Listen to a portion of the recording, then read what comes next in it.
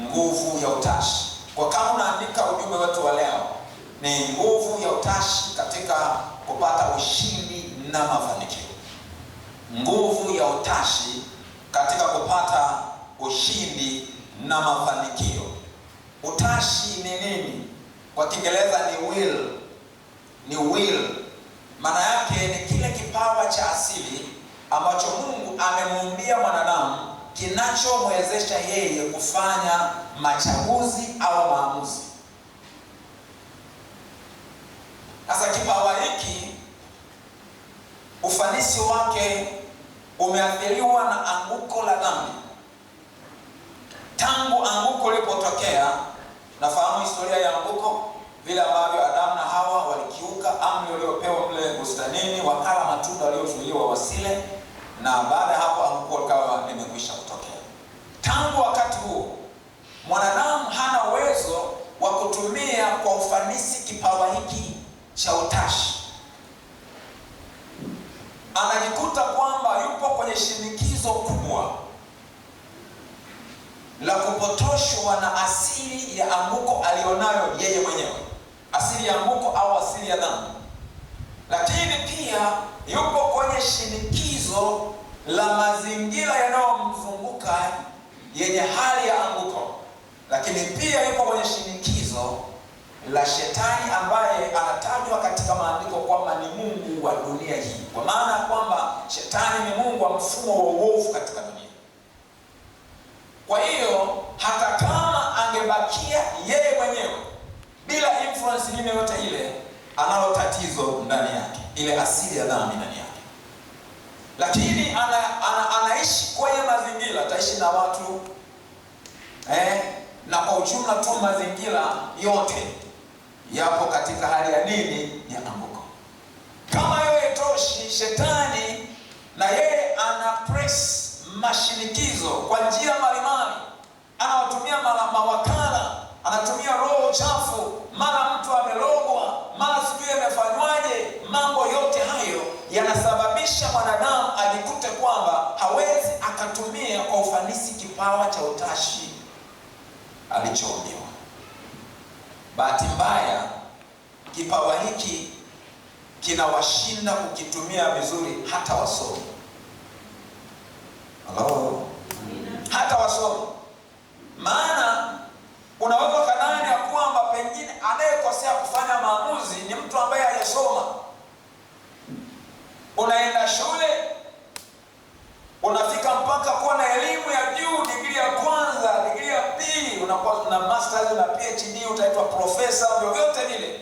Lakini unakuta kwamba bado hata hao na wenyewe ni waathirika, wanakosea, wanafanya maamuzi mabaya, na maamuzi yako ndiyo yanayo determine kesho yako. Maamuzi yako ya leo ndiyo yanayo determine kesho yako itakuwaje. Ina maana ulivyo leo hii inatokana na maamuzi na machaguzi ya huko nyuma. Ulichagua aina ya vyakula, ulichagua aina ya elimu unayoitaka. Wakati mwingine nataka kusomea haya, wewe ukachagua kusomea mambo mengine. Ulichagua uishi wapi. Hata Dar es Salaam sidhani kama umelazimishwa, umechagua. Umetoka mkoani, pengine nyumbani kwenu ni Mbeya, nyumbani kwenu ni Songwe kama mimi, mwingine si Mwanza, mwingine wapi, umechagua kuishi Dar es Salaam. Kwa hiyo kuna machaguzi mbalimbali. Sisi ambao tupo kwenye ndoa, ulichagua wa kumuoa, ulichagua wa kuolewa naye. Machaguzi mbalimbali katika maisha yako ndiyo yaliyokufanya uwe hivi ulivyo leo. Sasa kama hali yako ulionayo hauipendi, unataka mabadiliko yatokee, maana yake fanya mabadiliko ya maamuzi na machaguzi leo ili kesho yako iwe tofauti. Haleluya. Akaimba Bahati Bukuku akasema kwamba maamuzi yako leo matokeo ya nini? Ya kesho. Matokeo ya kesho. Amua vema upate mema. Ungapo unafahamu wimbo huu? Unaona Sasa tunarudi kwenye swali lile ya kwamba kuna wakati ninafanya maamuzi mabaya si kwa sababu ninapenda, ni kwa sababu ya mashinikizo haya na yale. Kuna mtu mwingine anasema yeye analazimika kupokea rushwa kwa sababu ya hali ngumu ya maisha. ameingia kwenye maisha ya ukahaba, anasema ni kwa sababu ya hali ngumu ya maisha amelazimika kujiuza ili ya kwamba aendeshe maisha. Kuna mtu anafanya biashara haramu, anasema ni kwa sababu ya ugumu wa maisha, ameona kwamba angalau huko anaweza kupata chochote cha kumsaidia. Kwa hiyo tunaweza tukawa na kila sababu ya kujitetea, tunaweza tukawa na kila kisingizio, lakini sasa kwetu sisi tuliookoka, nataka niseme hivi, hatuna kisingizio chochote kile, na wala hatuna sababu yoyote halali inaweza ikakufanya uhalalishe maamuzi mabaya au machaguzi mabaya. Kwa nini? Kwa sababu neema ya Mungu imeachiliwa kwetu. Haleluya! Ipo neema inayokusaidia uchague sawa sawa, uamue sawa sawa. Paulo anaizungumzia hali aliyokuwa nayo kabla ya kuokoka. Alikuwa mtu wa dini anayeyajua mabaya, lakini kwenye ile sura ya 7 ya Warumi, waraka wake Paulo kwa Warumi ile sura ya 7, anasema kwamba lile jema nilipendalo silitendi, lakini baya nisilolitaka ndilo ninalolitenda. Sasa anasema amegundua kwamba sio yeye, isipokuwa ni kwa sababu ile dhambi ikaayo ndani yake, kwa maana ya ile asili ya dhambi aliyonayo. Sasa ukitaka kuelewa kwamba Paulo alikuwa anaizungumzia hali yake ya nyuma, sio ya wakati huo, anapoendelea mwishoni mwa ile sura ya 7 na anapoingia kwenye sura ya 8, unaona anavyoizungumzia hiyo neema ya wokovu. Haleluya! Anasema anamshukuru Mungu kwa Yesu Kristo, kwa kuwa sheria ya roho wa uzima, anasema imeniacha huru mbali na sheria ya dhambi na mauti. Sasa sio somo langu kwamba nianze kuyachambua hayo, lakini Paulo huyu anapomwandikia Tito kwenye ile sura ya 2 mstari wa 11 na 12, anasema maana neema ya Mungu iwaokoayo wanadamu wote imefunuliwa, nayo yatufundisha kukataa ubaya, yatufundisha neema ya Mungu yatufundisha kukataa ubaya na tamaa za kidunia, tupate kuishi kwa haki, kiasi na utauwa katika ulimwengu huu wa sasa. Sasa naposema tufundisha, ni zaidi tu ya kutia maarifa, lakini ile ni training ambayo inahusisha uwezesho. Maana neema ya Mungu ni zaidi tu ya kupewa usichokistahili, lakini neema ya Mungu ni divine enablement, ni uwezesho wa kiungu. Ina maana isiyowezekana kwa namna ya kibinadamu, kwa sababu ya udhaifu unaotokana na asili ya dhambi. Ipo neema ya Mungu ya kukuwezesha uchague sawa sawa. Unaweza kusema no kwa mambo ambayo akili imetiwa ufahamu kwamba hayafai, na kusema ndio kwa yale ambayo unachua yana faida.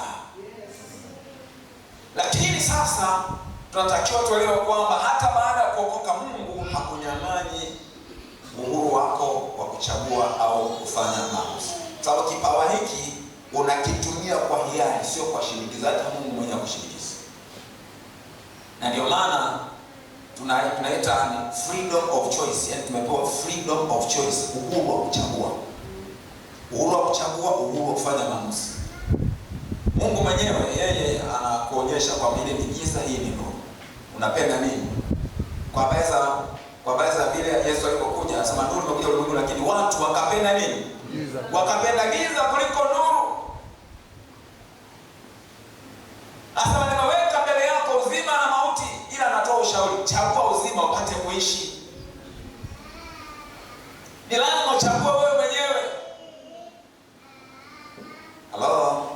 Ni lazima uchague. Kwa hata baada ya kuokoka, umejazwa na Roho Mtakatifu. Hata wewe Roho Mtakatifu aliye ndani yako hakushinikizi wewe kufanya maamuzi usiyoyataka, ila Roho Mtakatifu anahusika na kukujulisha wewe kweli. Ukiisha kuijua kweli, alafu ukafanya uamuzi na ukafanya maamuzi sahihi kila siku na machaguzi sahihi kila siku, kwa sababu una uwezo sasa wa kupambanua kati ya mema na mabaya. Hayo maamuzi unayofanya kwa uhuru wako ndio yanayokuletea matokeo. Kuna mabadiliko chanya yanatokea unapofanya maamuzi sahihi, lakini kuna mabadiliko hasi mabaya, unaenda kwenye uharibifu unapofanya maamuzi au machaguzi mabaya. Wewe mwana TOC, leo hii ninakupa changamoto ya kwamba kama ni mtu ambaye umekuwa ukikosea, unakosea kufanya maamuzi, leo amua kwamba utakuwa makini. Haleluya. Yoshua, tunaposoma kwenye ile Yoshua sura ya 24, Yoshua sura ya 24 mstari wa 14 na ule wa 15, nitakwenda kusoma pale. Anasema hivi, basi sasa mcheni Bwana. Yaani Yoshua aliwakusanya wazee na viongozi, yani viongozi katika Israeli. Alikuwa mwishoni kabisa mwa maisha yake, ni tayari ni mtu mzee, ni mtu mzima kiumri. Maana yake muda wake wa kuishi, sielewi baada ya kuyasema haya aliishi miaka kadhaa au miezi kadhaa au vipi, sijafuatilia kulijua hilo kama linafahamika. Ila tu ukirudi nyuma kuanzia kwenye sura ya 23 imewekwa wazi kabisa kwamba Yoshua aliyasema haya au aliyafanya haya akiwa ni mtu mzima, ni mzee tayari, ameshiba sana. Kwa hiyo sasa ukisoma kuanzia mstari wa kwanza, asema Yoshua akawakusanya kabila zote za Israeli huko Shekemu, akawaita wazee wa Israeli na wakuu wao na waamuzi wao na maakida wao, nao wakahudhuria mbele za Mungu. Sasa mengine utasoma wakati wako mwenyewe, ndio nakuja sasa kwenye huo mstari wa 14, nisome na ule wa 15, naweza nikasoma na mingine inayofuatia baada ya hapo. Asema basi sasa mcheni Bwana, mkamtumikie kwa unyofu wa moyo na kweli na kwa kweli, na kuiweka mbali miungu ambayo baba zenu walitumikia ng'ambo ya mto. Anaposema ng'ambo ya mto ni mto Frati, maana yake ni kabla Ibrahimu hajatoka kule Uru wa Wakaldayo, ndiko kuna kwetu ng'ambo ya mto. Yametoka pamoja. Kwa sababu ng'ambo ya mto na huko Misri. Sawa Yeah. Mkamtumikie yeye Bwana, nanyi kama mkiona ni vibaya kumtumikia Bwana, chagueni hivi leo mtakaye mtumikia, kwamba ni miungu ile ambayo baba zenu walitumikia ng'ambo ya mto, au akina Tera na Ibrahimu kabla kuondolewa huko, au kwamba ni miungu ya wale wa Amori ambao mnakaa katika nchi yao, lakini mimi na nyumba yangu tutamtumikia Bwana. Hao watu wakajibu wakasema, hasha, tusimwache Bwana ili kuitumikia miungu mingine. Mstari ule wa 25, basi Yoshua akafanya agano na wale watu siku ile, akawapa amri na agizo huko Shekemu. Akawapa amri na agizo huko Shekemu. Kwa sasa hapo tunaona vile ambavyo kwanza Yoshua anawapa changamoto. Tunaita changamoto au ni agizo au ni ushauri, sijui niiteje pale. Au ni maelekezo kwenye ule mstari wa ngapi? Wa 14. Ni himizo kwa lugha nyingine. Anawahimiza hawa watu kumcha Bwana na kumtumikia kwa moyo wao wote, kwa moyo wa unyoofu. Wamtumikie huyo Bwana kwa unyoofu wa moyo. Alafu ya mstari wa 15 anawapa changamoto ya kuchagua. Anawapa changamoto ya kuchagua. Yaani wachague tu wenyewe. Wanataka kuitumikia miungu ya baba zao walioitumikia huko ng'ambo ya mto, akina Tera huko, kwa maana ya huko Uru wa Kaldayo kabla Ibrahimu hajatolewa kule. Au kama wanataka kuitumikia miungu ya Misri walikokaa kwa takriban miaka 400, baba zao walikaa kwa takriban miaka 400. Au wanataka kuitumikia miungu ya makabila yale wa Amori na makabila hao wa Kanaani, miungu ya Wakanaani kwa lugha nyepesi. Wachague ni Mungu yupi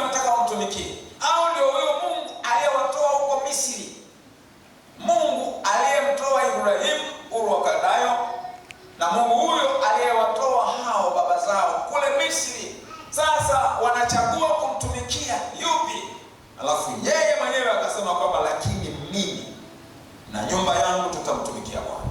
Kwa maana kwamba hata ninyi kama mkichagua kuitumikia miungu ya Waamori, hata kama mkichagua kuitumikia miungu ile ambayo baba zenu huko ng'ambo ya mto huko ule wa Kanaani walitumikia, hata kama mtarudi kuanza kuitumikia miungu ya Misri, vyovyote vile, lakini mimi na nyumba yangu tutamtumikia Bwana.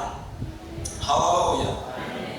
Na wao wakasema haiwezekani tukamwacha huyu Mungu aliyetutendea yote haya tukaitumikia miungu mingine, tutamtumikia Bwana. Kwa hiyo akaweka msisitizo na akafanya agano nao. Kilichofuata ni nini? Maandiko yanaonyesha vile ambavyo hawa watu walikuwa waaminifu kulitunza agano. Walikuwa waaminifu kulitunza agano. Kifuatilia kwa mistari inayofuatia, ile mistari inayofuatia, ule mstari wa 31, kwanza ule mstari wa 29 na 30, tunaona pale kimerekodiwa kifo cha Yoshua. Alafu ule mstari wa 31 tunaambiwa nao Israeli wakamtumikia Bwana siku zote za Yoshua na siku zote za hao wazee walioishi baada ya kufa kwake Yoshua, hao walioijua kazi yote ya Bwana aliyowatendea Israeli. Wao wakawa waaminifu na Mungu akawa mwaminifu kwao. Watu hawa hawakuwa na majeshi yaliyohodari sana, lakini Bwana aliwalinda na maadui walikaa salama. Walikuwa na amani, walikuwa na ustawi. Hakurekodi kwamba kulikuwa kuna tatizo, sijui mara ukame, mara njaa, mara nini. Maana Mungu aliwabariki. Kwa nini? Hawa watu walimcha Bwana na walimtumikia kwa unyofu wa moyo. Walitimiza agano lao walilofanya mbele ya shahidi nani? Yoshua. Sasa shida iliingia sasa baada ya kizazi hicho chote kutoweka. Unaposoma Waamuzi sura ile sura ya pili ule mstari wa 10, shida ilianzia pale. Tunaambiwa kwamba tena watu wote wa kizazi hicho nao walikusanywa waende kwa baba zao.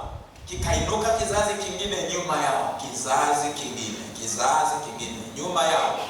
Kikuwa cha namna gani kizazi hicho? Ambacho hakikumjua Bwana wala hawakuijua hiyo kazi ambayo alikuwa ameitenda kwa ajili ya Israeli. Bwana Yesu atusaidie sana. Amen. Shida ilianzia hapo. Tunaelewa sasa na balaa yalianza kuwapata. Mungu akawa anawatia kwenye mikono ya wapagani. Wanateswa, mara wa Midian, mara wa Filisti, mara na hivyo. Wakimlilia Bwana, Bwana anainua mwamuzi. Anawakomboa kutoka kwenye mikono ya maadui zao. Wanabaki na amani kwa muda fulani. Wanamsahau tena Bwana. Wanarudia tena dhambi za kuabudu miungu mingine.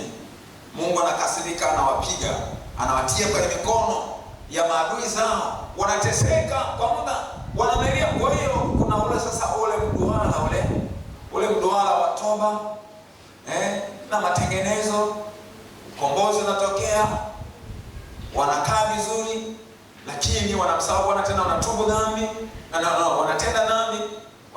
Wakimwacha Mungu kutenda dhambi, wanapigwa. Kwa hiyo kama ni mduara huo, unaposoma kitabu cha Waamuzi kimejaa story tu za namna hiyo.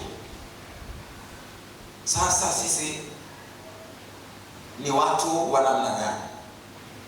Changamoto kwetu sisi wana TOC. Sisi wana TOC ni watu wa namna gani? Sisi wana TOC ni watu wa namna gani? Tunatumiaje utashi wetu? Tunachagua vipi? Tunaamua vipi? Sasa leo hii nilikuwa natafakari sana kabla sijaandaa ujumbe. Yalipokuwa amenijia sana mambo haya, nilitamani kwanza ni kama nisihubiri. Yaani nitamani kama tuzungumze tu. Tupeane changamoto, tuzungumze tu, tufanye makubaliano. Ila sasa basi imempendeza Mungu kwamba angalau tuwe na mahali pa kusimamia. Sasa kuna mambo ambayo katika kufanya maamuzi, katika kufanya machaguzi kwa ajili ya hatima yako njema, kwa ajili ya ushindi wako na mafanikio, unapaswa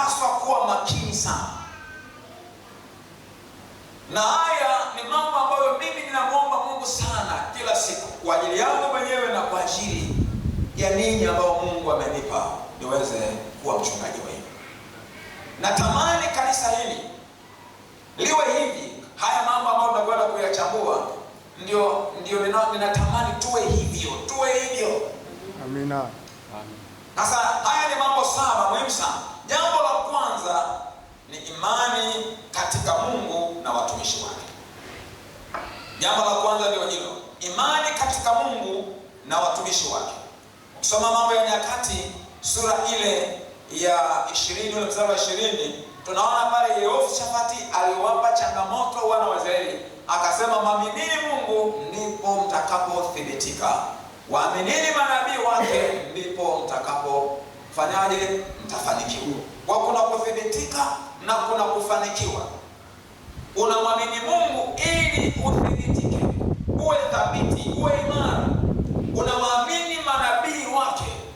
Nabii ni mnenaji wa Mungu. Kwa hiyo hilo linajumlisha kwa ujumla watumishi wa Mungu wanaopewa wakuongoze, maana wanakuongoza kwa maelekezo ya Mungu, ni wanenaji wa Mungu. Kwa hiyo sote watumishi wa Mungu tunaingia kwenye kundi la manabii.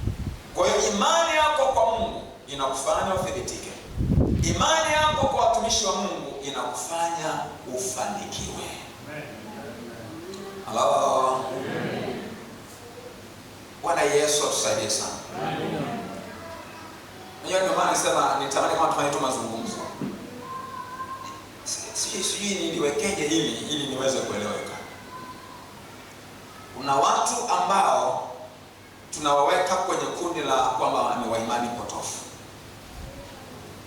Na kuna vitu, maana imani potofu sio kwamba inakuwa na kila kitu hakiko sawa. Na wakati mwingine unakuta si kwamba kuna kitu wamepotoka kabisa, isipokuwa inakuwa ni potofu kama wanakuwa wamekaza sana, wamepitiliza kwenye yani kuna kitu ambacho wamekishika na wakakikaza wakapitiliza na wakasahau vitu vingine vya msingi. Sasa kwenye imani potofu, kati ya vitu ambavyo wamefaulu japokuwa si kwa namna nzuri, ni kuhakikisha kwamba wafuasi wao wanajenga imani kubwa na heshima kubwa na utiifu wa hali ya juu kwa viongozi wao. Halo. Anaitwa nabii na mtume.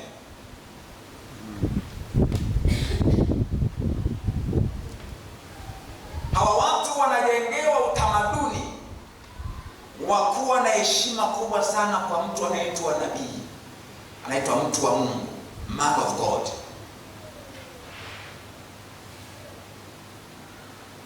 Sasa utiifu huu na heshima, sasa ndio maana nimesema kwamba sio kila kitu kama anakuwa hakiko kibiblia, ila tu ni pale unapokaza wakapitiliza na wakaacha vitu vingine vya msingi. Unapokuwa kuna imbalance, unapokuwa kuna nini, uwiano, shida. Jamani, kwa nini Mungu alizungumza habari za kuheshimu mtumishi wa Mungu? Ebrania imesemaje? Ebrania sura ngapi? 13:17. Watiini wenye kuongoza na kufanyaje?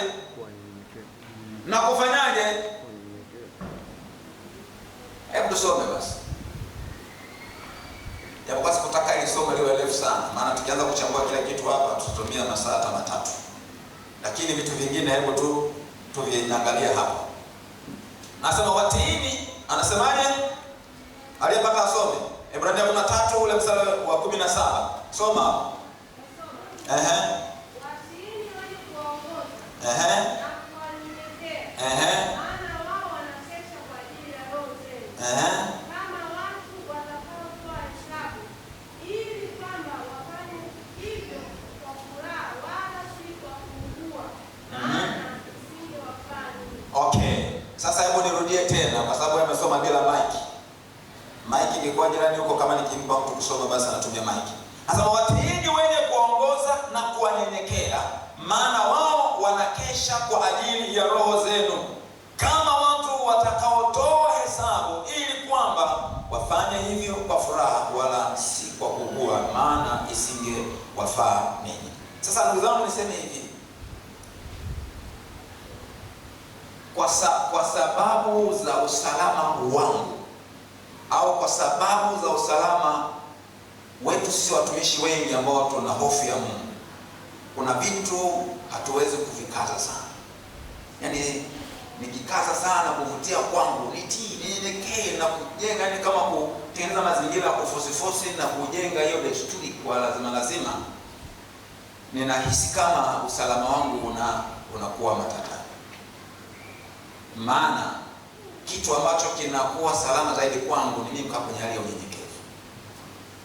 Ila shida, ninaweza nikakazania sana swala la mimi kwa mnyenyekevu, lakini nisikufundishe wewe wajibu wako ambao utatuletea faida sote kesho. Hello? Kwa shida ni pale unaposhinda kubalance.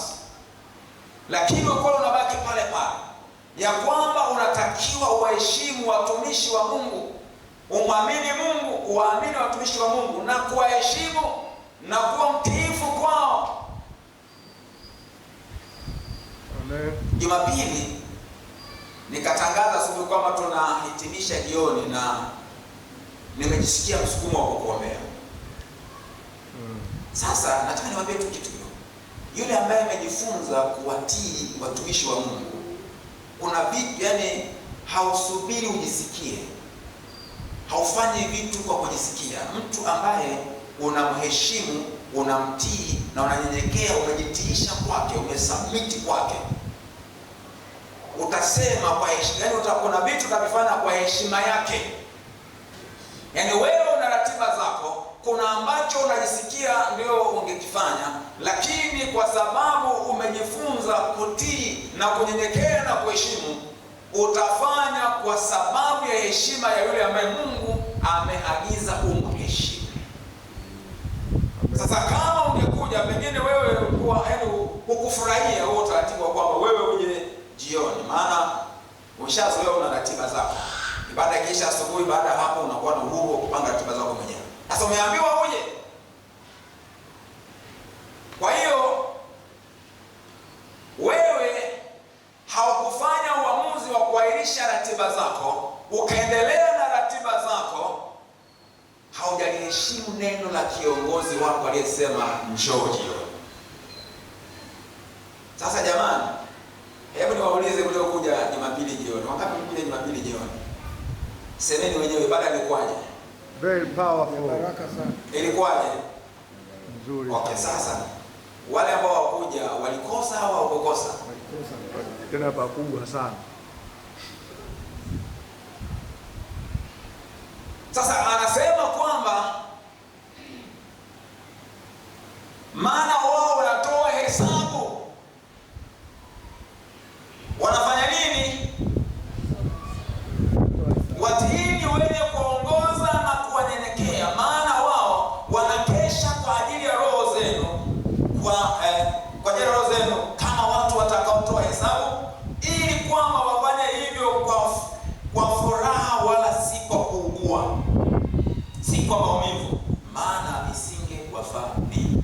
Kiongozi wako anapokuchunga, anapokuongoza, anapokuhudumia kwa maumivu, kwa sababu wewe haumheshimu. Yaani heshima sio ile shikamoo. Heshima ni pamoja na kulitii neno la kiongozi wako. Akitoa maelekezo, kuyaheshimu maana yake ni kutii. Unapotii yale maelekezo ndio umeheshimu. Si mnanielewa? Jamani, wangapi wananielewa? Yaani leo nataka tufanye maamuzi. Kwa sababu tunazungumza habari za ushindi na mafanikio, lakini lazima tuelewe ni maeneo yapi ambayo adui ana take advantage. Kwa tunaweza tukawasema hao tunawasema ni wa imani potofu, wamejengwa, wamewafundisha wafuasi wao kuwa na unyenyekevu, kuwa na utiifu, kuwa waaminifu, kuheshimu neno lao, kwamba amesema mtumishi wa Bwana, amesema nabii, amesema mtume, amesema mtu wa Mungu. Tunaweza tukawa criticize, lakini tukiondoka kwenye ukweli, tukaupuuza ukweli, lazima tupate madhara. Heshima ingekuwepo tu hata kwa watumishi wa Mungu, hata mahudhurio ya ibada ingekuwa ni makubwa, kwa sababu kuna siku hautajisikia kuja ibadani, lakini utaheshimu kwamba mchungaji amesema tusikose ibada.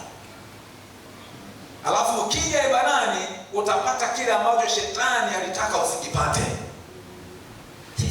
Si kama mnanielewa wapendwa? Jamani, naongea haya kwa kuwapenda sana, kwa kuwapenda sana, nawatakia mema. Na inaumiza unapoombea watu wafanikiwe, halafu kwa makusudi wanazivunja kanuni zinazowasaidia, ambazo zingewasaidia waweze kufanikiwa. Wanazikiuka. Bwana Yesu atusaidie. Tuamue vema leo tupate mema. Tunataka mema, tuamue vema leo. Leo hii nataka tufanye maamuzi kwa upya kwamba tunakwenda kubadilika. Amen. Mungu atusaidie tuwe watu wa tofauti.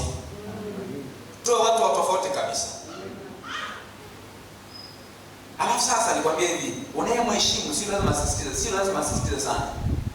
Lazima nisisitize nitoe mpaka povu mdomoni. Ni neno tu, yani neno la unayemheshimu, hata akisema katika namna simple, unalidaka lile neno kwamba amesema kiongozi wako. Unalitekeleza kwa bidii.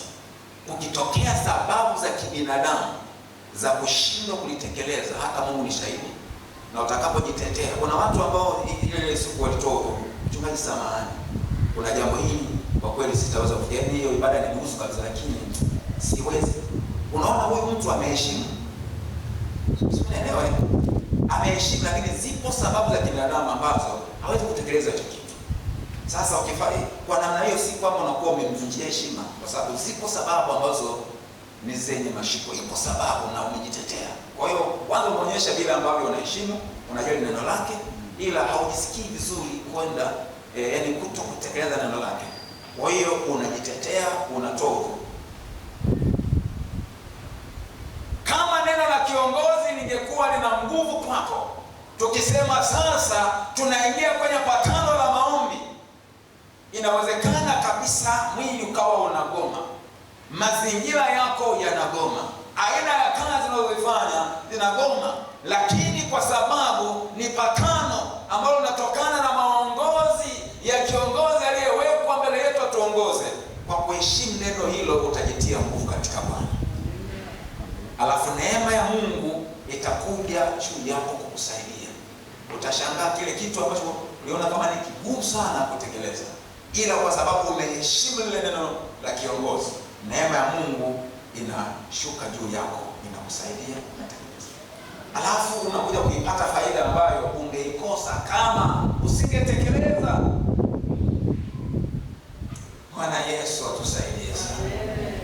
Kama neno la kiongozi lingekuwa linathaminiwa, linaheshimiwa, ibada za zoni zingekuwa zinakosa watu. Yaani haujisikii kwenda kwenye ibada ya zoni. Yaani kwa sababu ni utaratibu ambao upo kimaongozi na mchungaji amesisitiza, unajitia nguvu kwa heshima ya ile neno. Halo. Alafu inajengeka desturi na tabia ambayo inaleta faida kwako. Inaleta faida kwako.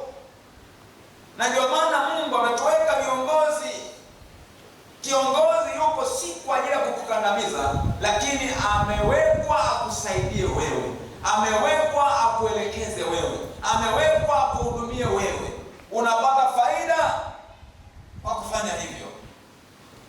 Halo. Jamani, wangapi wanataka wathibitike kwa maana ya kuimarika? Umwamini nani ili uimarike? Mwamini nani? Okay. Wangapi wanataka kufanikiwa kwenye maisha yao? Tumesema huu ni mwaka wa mafanikio. Unataka wewe ufanikiwe, usikitwe. Unataka kufanikiwa. Kanuni moja wapo ni nini? Waamini nini? Manabii wake. Yatatoka maelekezo, yatakuja mafundisho.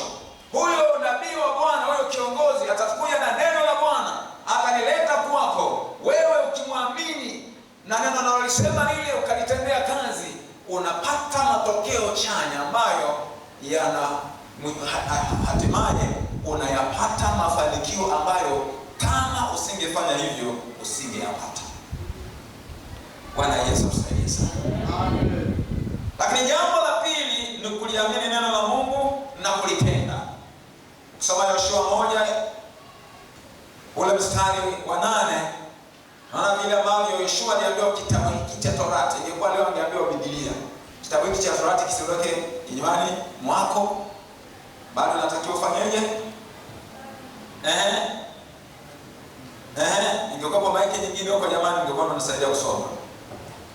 Nilisema halafu hamkutekeleza. Vitu vingine si mpaka niseme, si nishasema nisemesha wakati ule.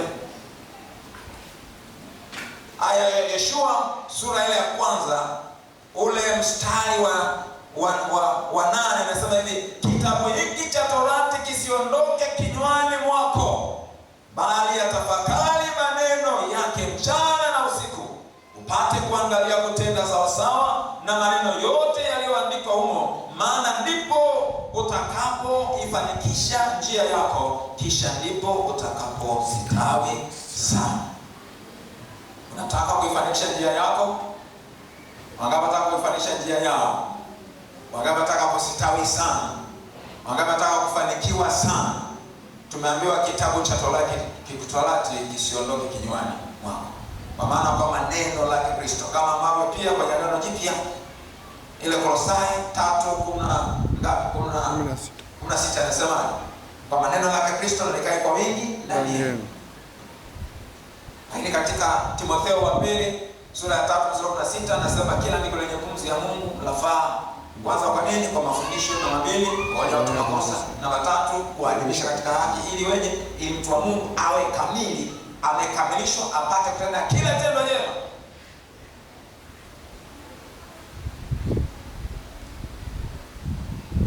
Ule mstari wa 16 na ule mstari wa 17. Lakini jambo la tatu ni ibada na maombi. Labda nirudi kwenye neno. Naona ninakamatwa. Roho Mtakatifu anakamata nirudi kwenye neno hapa. Sasa neno unalipata kwa wewe mwenyewe kujisomea. Kila unayetaka kufanikiwa mwaka huu uwe na program ya kusoma Biblia. Amen. Uwe na program ya kusoma Biblia kimkakati. Uwe na program, narudia tena, uwe na program ya kusoma Biblia kimkakati. Amen. Unaposoma tu Biblia bila kuzamia sana kwenye uchambuzi, yani haukai muda mrefu kwenye fungu ukalichambua ukataka kujua kila kitu.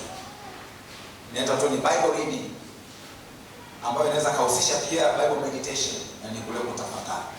Lakini kuna Bible study, ni pale ambapo ile hauendi haraka.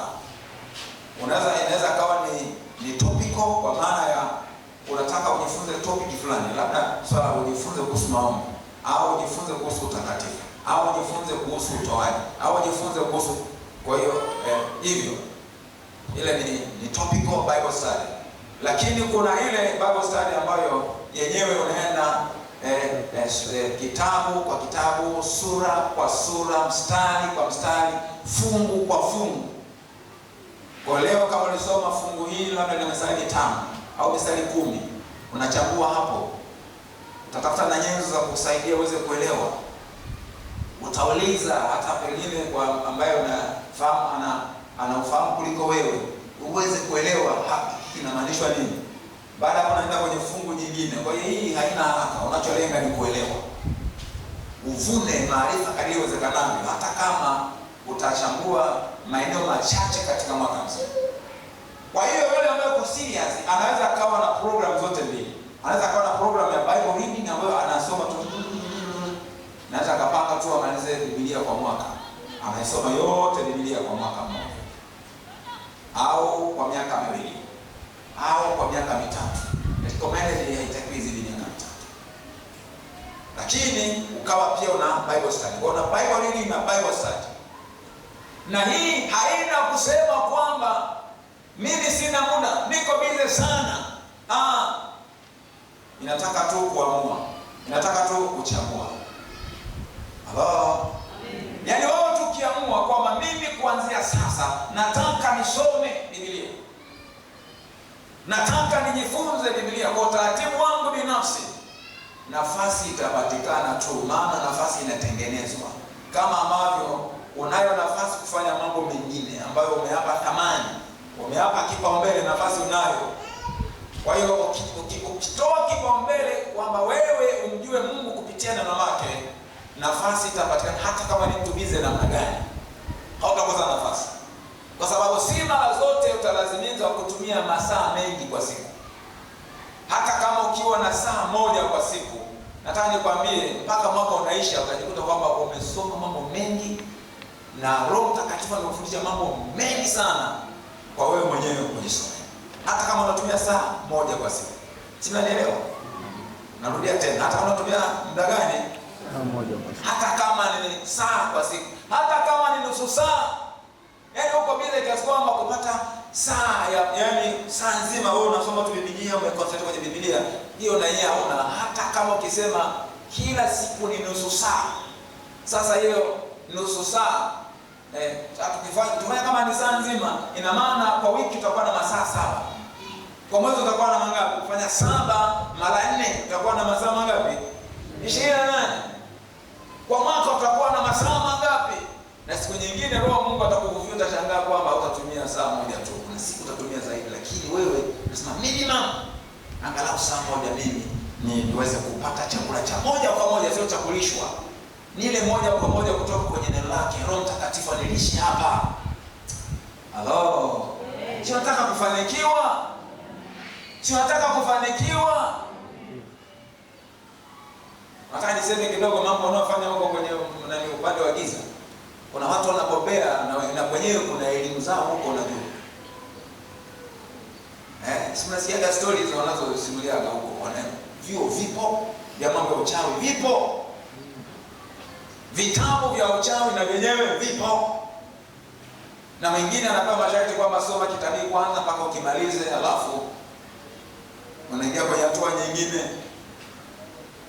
Wewe unasoma Biblia kwa msaada wa Roho Mtakatifu. Lakini wao wakipewa vitabu hivyo vya kishirikina wanavisoma vile wakiwa wamepagawa, kuna roho chafu zinazowasaidia ili kwamba yale yaliyoandikwa yaweze kukamata utu wao na yaweze kutimiza kile ambacho kimelenga. Sasa wewe una Roho Mtakatifu, wewe ni lazima ujikite kwenye kujifunza neno lake ili uweze kufanikiwa. Lakini mbali na kujifunza wewe mwenyewe binafsi, unatakiwa uwe mshiriki mzuri wa program za mafunzo kanisani. Amen. Uwe mshiriki wa program za mafunzo kanisani. Sasa nataka niwaambie ndugu zangu, tunatofautiana sana. Yaani hapa tumekuja tunatofautiana sana, mazingira tulikotokea, lifestyle zetu, elimu zetu za kawaida huko, hata kuokoka. Mwingine ana miaka 10, mwingine miaka 20, mwingine miaka 30, mwingine ndio umeokoka una mwezi mmoja, mwingine umeokoka una wiki, una siku 2, una 3. Kwa hiyo tunakusanyika, lakini tuna tofauti nyingi sana. Sasa nataka nikwambie kuna kanuni moja ambayo inasema usiuige ubaya iga wema. Kuna vitu visivyo na faida usiviige. Sikufundishi kuhukumu wengine kwa sababu hujui kwa nini anafanya hivyo. Anaweza kawa anafanya hivyo na sababu zake. Sasa siju kumlako sana wewe. Mwache tu yeye kama ana maamuzi hayo, ana sababu zake. Lakini kitu kisicho na faida usiige. Usiige. Tuko pamoja. Tuko na ibada mbili. Tunaanza na ibada ya kwanza, alafu baada ya ibada ya kwanza tunakuja saa moja ya shule ya wanafunzi. Tukishamaliza tu ibada mtu anachomoka. Mwanzoni walianza wachache. Na kama mchungaji, kwa sababu kidogo na wafahamu watu, unaweza kujua mazingira ya watu na nini. Lakini unakuta ile idadi kila siku inazidi kuongezeka. Na huyu naye anakimbilia wapi huyu? Huyu naye anawaia wapi huyu? Na huyu naye anawaia wapi? Sasa unakuta alianza mmoja wawili kwa sababu zao binafsi. Lakini kuna mwingine anaona sasa ni mtindo tu, anaona fulani tu kisha baada anachomoka. Na yeye anapanga tu vitu vya kufanya. Anakuwa na haraka. Sasa wewe kama unashindwa kutulia uweponi mwa Mungu, uko bize, una haraka na mambo yako mbali na Mungu, unatarajia wewe Mungu ndio akuinua kubariki. Hebu tutumie tu akili ya kawaida, logic tu ya kawaida. Unatarajia mtu ambaye ndiye akulinde, ndiye akuponye, ndiye akutunze, ndiye akuinue, ndiye yani mahitaji yako yote anategemea yeye. Lakini wewe ukiwa uweponi mwake, you don't enjoy his presence. Haufurahi kuwepo katika uwepo wake. Yaani una haraka. Yaani uko hapo lakini akili iko kwingine. Ibada ikichelewa tu kidogo, mchungaji unaye anarefusha kuna mahubiri. Sisi afadhali mimi kuliko Paulo. Paulo alihubiri tena ilikuwa ni usiku mpaka mtu alisinzia akadondoka akafa. Sasa mimi hata nikihubiri masaa 2-3 au nasema mimi na muda mrefu. Alafu wiki nzima haupo. Sasa si afadhali ukija hapa utulie unisikilize. Mungu amenipa vitu. Nina vitu vimejaa. Haupo kama nikuhamishie hivyo vitu. Sasa hata kama nikichelewa uwe mvumilivu, tulia uweponi mwa Bwana. Amen. Tuhubiriane basi angalau hata kama ni muda mrefu hivyo. Ukitoka hapa uonekane Jumatano haupo, Ijumaa haupo, wiki nzima haupo. Ukija tena Jumapili unaharakia wapi? Wapendwa, unaharakia wapi? Hata Waswahili wanasema haraka haina nini? Haina baraka. Sasa mimi sikulaumu, wewe ni mwajiriwa. Hauwezi kuwa na nafasi ya kuja Jumatano au Ijumaa. Sikulaumu. Wewe una biashara zako ambazo ni vigumu kuziacha siku hizo ukaja ibadani. Basi Jumapili angalau basi tulia. Tulia mpendwa, tulia, badilika. Wewe mwana TSC, badilika, tulia. Na kuna vitu unakwepa kuvipanga siku za katikati kwa sababu unaona mambo yako yatachelewa. Biashara itasimama, sijui kitu gani kitasimama. Alafu unabirundika Jumapili. Yaani Jumapili ndio siku ya kutembelea wageni, kutembelea watu. Jumapili ndio siku ya kuhani wenye msiba waliofiwa. Jumapili ndio ni vikao vya harusi. Jumapili ndio tunajaza shughuli vikao vya familia. Jumapili ndio siku unataka sasa urelax upumzike. Jumapili unataka kila kitu. Jumapili ndio ufue nguo za Jumapili, yani kwa Jumapili unakuja hapa lakini akili ipo tu kwenye mambo. Ndio maana naona kama vile unacheleweshwa. Sasa leo hii tutatoka hapa saa 9. Uko tayari? Mimi niongee tu yote ile jambo moyoni. Niongee tu, niache tu niongee. Halo? Amen. Halo? Amen. Acha tu niongee. Pengine tutapona. Halo? Amen. Wangapi hapa wanasema mchungaji wewe sema tu vile Mungu tu wewe sema tu yote. Asante sana. Mungu akubariki sana. Sasa nasema hivi, tuheshimu siku maalumu ya ibada. Siku zote Mungu ametupa na tunao taratibu kwamba katika siku hizo pia hizo za katikati tuwe na muda wa kujifunza neno Jumatano, tuwe na muda wa maombi maalum Ijumaa, na tuwe na programu zingine hapo katikati. Lakini sasa kama imetokea ukashindwa, na sisemi kwamba wewe ufanye makusudi.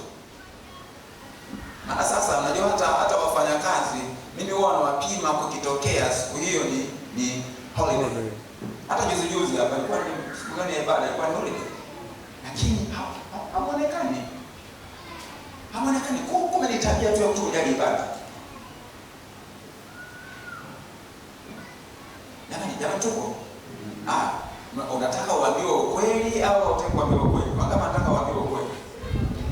Wewe ni mfanyakazi, unasema wewe ni mwajiriwa, hauna nafasi, lakini mbona ikitokea siku hiyo ni siku ya ibada na ni holiday ambayo hauendi kazini, hausema afadhali siku hii niamkie siku ya ibada, huwa nakosa Jumatano. Sasa leo hii napata fursa kwa kuabudu Jumatano na mimi. Unaona ni fursa, yani bonge la fursa ukafurahia. Yani ndio na mambo mengine tu. Sasa unasema yani siku ndio kuna hili, siku kuna ile, kuna lile. Lile umejaza tu vitu vyako. Sasa ndugu zangu, tukinyimwa baraka tusimlaumu Mungu. Maana tumemchukulia Mungu kwa wepesi mno. Tumemchukulia Mungu kwa wepesi sana. We don't take him serious. Kama nataka kweli Mungu ashughulike na maisha yetu na tubariki, lazima tuwe serious na mambo yake. Nasema hivi, lazima tuwe serious na mambo yake. Sasa labda niseme kidogo kuhusiana na hii siku ya Jumapili. Hii siku inaitwa siku ya Bwana. Ningewachambulia maandiko, tuanze historia ya tangu kwa nyuma, wakati wa Agano la Kale, ambapo waliagizwa siku ya Sabato. Siku sita wafanye kazi, siku ya saba ni Sabato, kwa maana Sabbath day ni siku ya kupumzika. Na Mungu alilenga kwa faida yao ya kimwili, kwa faida yao ya kiakili, kisaikolojia, lakini kwamba hawa watu katika siku hiyo waelekeze akili zao zote katika kumwabudu na kumtumikia yeye. Sasa imekuja Agano Jipya. Agano Jipya tumetoa kipaumbele zaidi kwenye siku aliyofufuka Bwana, na ndio maana Jumapili inaitwa siku ya Bwana, kwa maana kwamba ni siku aliyofufuka Bwana wetu Yesu. Kwa hiyo ukiangalia historia tangu kwa nyuma ni kwamba walianza kuiadhimisha siku hii, wakaanza kuabudu. Na ukumbuke Ukristo ulipoanza, Judaism ilikuwa inaendelea. Si mnanielewa eh? Yeah. Judaism kwa maana ya dini ya Kiyahudi, ambayo siku maalum ya ibada ilikuwa ni Sabato, ilikuwa inaendelea. Na wakati huo Ukristo na wenyewe umeanza. Kwa hiyo Wakristo wakaipa preeminence siku ya aliyofufuka Bwana wao, wakati Wayahudi wakawa wameendelea na siku ya saba ya Sabato. Ndio maana mpaka leo hii kwenye Ukristo siku yetu ya kuabudu ni siku ya kwanza ya juma aliyofufuka Bwana wetu Yesu Kristo. Sasa hili sio somo langu, ninaweza nikachambua sana ya mambo kuhusiana na hiyo siku ya Jumamosi, siku ya Jumapili na uhalali wake. Lakini sasa kitu ambacho adui ametuweza ni kwamba ule uzito ambao watu wa Agano la Kale waliutoa kwa ile siku ya Sabato, siku hii ambayo sisi sasa ndio tunaiadhimisha, siku ya kwanza ya juma, ya Jumapili tunaita Jumapili, ni siku ya kwanza ya juma, hatoe uzito unaofanana. Wakristo wa kwanza waliipa uzito siku hii kwa namna inayoelekeana na uzito wa siku ya Sabato. Ilikuwa Jumapili hauwezi ukashika jembe kwenda kulima. Ilikuwa Jumapili hauwezi ukafanya kazi yoyote zaidi ya yale yanayohusiana na ibada na yale maisha tu ya kawaida ya kula na kunywa. Jumapili. Kwa hiyo ilikuwa Jumapili ilipewa uzito unaofanana na siku ya Sabato. Na utamaduni huo uliendelea kwa miaka mingi. Mpaka mimi nikiangalia mapokeo kwenye Moravian, maana sisi ni wa Moravian, wazazi wetu walikuwa wa Moravian. Mimi nilibatizwa Moravian nikiwa mtoto mdogo. Na nikaelewa huko nikawa kwenye Sunday school. Ninaelewa vile ambavyo tulijengewa hivyo. Safari moja nakumbuka nilitoroka kwa sababu ya kushawishika pesa. Mtu ambaye anafanya kazi Jumapili kwa namshangaa, mtu wa namna gani huyu? Naona ni mpagani fulani, sio namna gani? Yaani wa pagani wa jana. Sasa bwana mmoja hivi tajiri mmoja kwa na mashamba makubwa. Sasa yeye hakujali, ameanza kazi ya kupanda shamba lake. Umefika Jumapili anafanya kazi ya Jumapili tu. Alafu na mimi wakati huo nilikuwa bado na sasa Moravian mnajua. Kwa kushawishika kwa fedha nikaenda na mimi kwenda kufanya kazi ili nilipwe. Nilikuwa nafanya kazi lakini nilisikia hatia moyoni. Kwa leo ni Jumapili lakini maana nimefundishwa tangu utotoni. Kwa hiyo niko shambani kule nafanya kazi ya tajiri nipate fedha, sijaenda ibadani siku hiyo, lakini najisikia hatia moyoni kwamba nafanya kazi siku ya Jumapili ambapo yani tulijengewa kwenye fahamu zetu kwamba ile ni dhambi kabisa na kwamba unaweza kupata madhara ukifanya kazi kwa Jumapili. Jamani, wangapi wanajua hizo desturi? Unaona? Sasa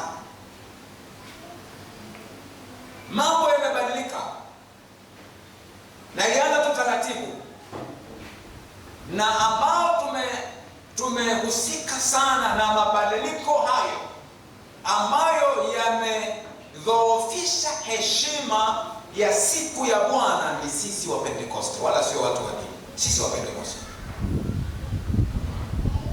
Na ilianzaje hiyo? Wakati watu wa dini ilikuwa siku wanaoipa uzito ni ya Jumapili tu. Sisi sasa ikawa siku zote tunaziona kama sawa. Yaani unakuta Jumatatu tupo kanisani, si Jumatano, Jumanne tupo kanisani, si tupo kanisani, mara ile ni overtime. Masaa yanaongezeka, anapata fedha ya ziada mbali na mshahara. Uwezekano wa kuweka msimamo ya kwamba Jumapili ni siku ya ibada, siwezi kufanya kazi, uwezekano huko, lakini mwajiriwa yeye mwenyewe ana hiari, anakubali. Na ukishatengeneza mazingira, mwajiriwa wako anaona kwamba kumbe wewe ibada sio kitu cha muhimu sana kwako, kwa hiyo atakuwa kutuma kazi siku za Jumapili. Umeanza kidogo, unaweza kufanya majaribio baadaye, kwa sababu hauna msimamo na wewe mwenyewe, hauthamini hiyo siku ya Jumapili, hauthamini ibada, na pengine kuna marupurupu unayopata ukifanya hizo siku za Jumapili, kuna vikao utaongelea Jumapili na unapata chochote, wewe unaacha ibada. Kwa hiyo baadaye unaona kumbe wewe mwenzetu. Kwa hiyo zitakuwa zinapangwa tu kazi mpaka Jumapili. Kwa hiyo unakuta mwajiliwa udhuru wa siku za Jumapili unakuwa ni mwingi sana. Sasa kanisani anaona mbona watu hawaji kanisani, na kama ni kitu cha kawaida. Mwingine biashara, naona Jumapili kuna biashara. Unajua hata hii ya kutoka kanisani na kwenda kufungua duka ni mambo ambayo yamekuja miaka hii. Zamani hayakuwepo. Jamaa mnaelewa? Jamaa mnaelewa? Nadhani mama mshanga kama anaelewa zaidi. Mama mshanga, wewe wa zamani wewe unaelewa. Unasali Jumapili alafu baada ya kufungua duka au unaenda kufanya biashara zako. Ilikuwa hiyo. Zamani haikuwepo. Jumapili ilikuwa hata kama biashara inaondoka namna gani. Wewe usina hoteli ya Mlokole Jumapili imefungwa. Duka la Mlokole Jumapili limefungwa. Kuna daladala Jumapili, daladala inapumzika, haifanyi kazi. Shughuli zote zinapumzika, zinabakia chache sana zile ambazo ni za lazima mno. Siku hiyo hata mifugo wale wenye uwezo wa kulisha, badala ya kuwapeleka huko, anaweza akawapa tu chakula mahali, asiende kuwalisha huko, ili hata wale wanaochunga ile mifugo wapate nafasi ya kufanya jambo. Leo hii mambo yamebadilika kabisa. Mambo yamebadilika kabisa. Mambo yamebadilika kabisa. Tulikuwa tunalalamika mahudhurio kwenye siku za katikati.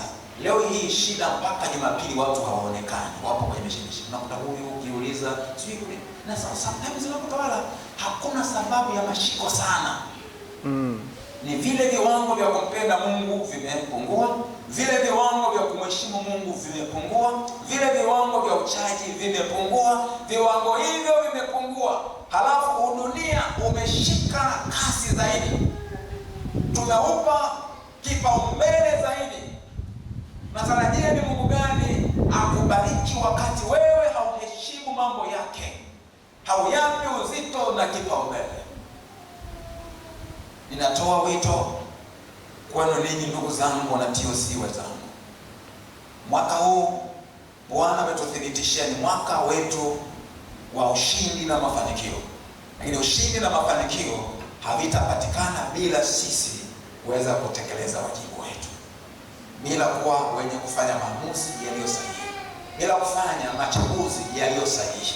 Bwana Yesu atusaidie. Amen. Bwana Yesu atusaidie. Amen. Tubadilike, tujali ibada, tujali neno, tuheshimu watumishi wa Mungu, tuamini Mungu, tuamini watumishi wa Mungu.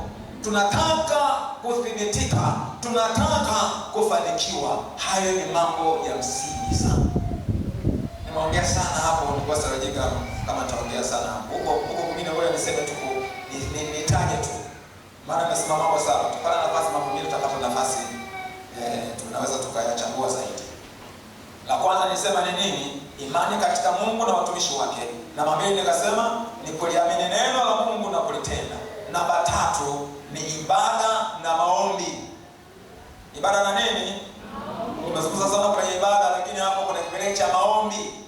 Usitarajie mafanikio, usitarajie ushindi kama wewe sio mwombaji. Kwa hiyo unatakiwa ujali sana maombi, maombi ya kawaida, maombi ya kufunga, maombi ya kwako binafsi na maombi yale ya mapatano. Tunapatana kama kanisa, tunapatana kama kundi fulani, maombi, maombi, maombi, maombi, maombi. Lakini namba 4 ni utumishi na utoaji. Utoaji ni utumishi pia, lakini nimeweka hivyo kwa ajili tu kuweka msisitizo. Utumishi una mambo mengi ndani yake. Ninapohubiri na kufundisha ni utumishi. Hata kule kuabudu, unapokuja kumwabudu Mungu nao ni utumishi. Ukimsaidia mtu mwingine alijue neno la Mungu ni utumishi. Ukimfuatilia mwongofu mpya na kumtia moyo ili asimame katika wokovu ni utumishi. Maombi na yenyewe pia ni utumishi. Kwa hiyo kuna utumishi unaotumika kupitia karama na vipawa ulivyo navyo. Kuna utumishi unatumika kutumia muda wako na nguvu zako. Kuna utumishi unaotumika kupitia ujuzi fulani ulio nao, kama mzee Victoria ambavyo huwa anafanya kazi ya graphics na hatumlipi chochote. Anatumia ujuzi huo ili ya kwamba ufalme wa Mungu ujengwe. Una ufundi fulani, badala ya fundi akaajiriwa, unajitolea, unatoa muda wako na ujuzi wako, unafanya kazi ya ujenzi kanisani kupunguza gharama, unatoa sadaka ya ujuzi wako, ule ni utumishi. Kufanya usafi kanisani ni utumishi. Kusafisha au kuweka vizuri mazingira yako nje ni utumishi. Kwa hiyo utumishi una namna nyingi, una mambo mengi. Bwana Yesu atusaidie sana. Lakini utoaji ni siri ya baraka. Hauwezi ukatarajia mafanikio kama wewe ni mchoyo na mbinafsi. Uwe mwaminifu kutoa zaka, uwe mwaminifu kutoa matoleo mengine yote, sadaka ya ibada, malimbuko, sadaka za shukrani, sadaka za changizo mbalimbali kwa ajili ya maendeleo ya kanisa, changizo kwa ajili ya kazi ya umisheni na uinjilisti. Toa pesa, toa mali, toa kadiri Mungu anavyokujalia. Kuna siri kubwa ya baraka. Amen. Lakini namba 5 ni ushirika. Ushirika ni kule kuangaliana sisi kwa sisi. Kuna mfumo wa zoni upo kwa ajili ya kutekeleza hilo. Uwe mshiriki mzuri wa zoni. Kuanzia leo tafadhali. Kuanzia leo tafadhali. Kanisa linapozidi kukua ni vigumu kuhudumiana kwa ujumla, lakini tunapokuwepo kwenye makundi madogo ni rahisi kuhudumiana. Naangaliana sisi kwa sisi, mtatiana moyo, utajua mwenzangu huyu kuna changamoto anayopitia, mwenzangu anaumwa, mwenzangu amefiwa, mwenzangu amefanywaje, mwenzangu ana jambo lake labda la baraka, la furaha, mambo ya harusi, mambo ya nini. Kwa hiyo mambo kama hayo yanafanyika kwenye haya makundi madogo ya zoni, ya idara, labda ni wanawake, CAs nao ni vijana, CMF ushirika wa wanaume huo. Kwa hiyo tunatakiwa kujali ushirika, na hili ni agizo la neno la Mungu. Bwana tusaidie katika hilo. Biblia inasema kwamba ajitengae na wenzake anataka matakwa yake mwenyewe, naye apingana na kila shauri jema. Usiwe na hali ya kujitenga. Jishikamanishe na wenzako. Mifumo iliyowekwa ya kukusaidia wewe kujishikamanisha na wenzako unatakiwa kuijali. Narudia tena na kaza hapo. Heshimu ibada za zoni, jali sana.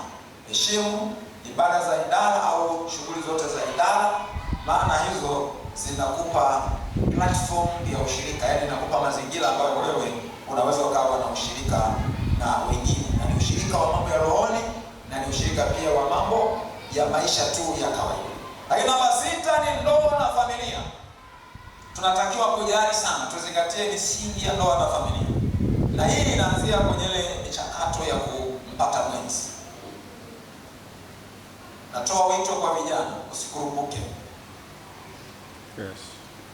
Fika wakati wa kuoa, usikurupuke na usivunje utaratibu. Usimpe nafasi shetani akakudrive kupitia tamaa, kaingia kwenye dhambi. Hapana. Nasema hapana. Ni mdada unamwomba Mungu akupe mume bora. Asiyefuata utaratibu, huyo sio bora. Inawezekana anachomekwa na adui kuyaharibu maisha yako. Ataingia maishani mwako, hata yaharibu maisha yako. Kwa hata kuwa na uhitaji wa kuolewa namna gani, tulia. Anayeletwa na Mungu ataliheshimu neno la Mungu, ataheshimu taratibu wa kanisa, ataheshimu hivyo.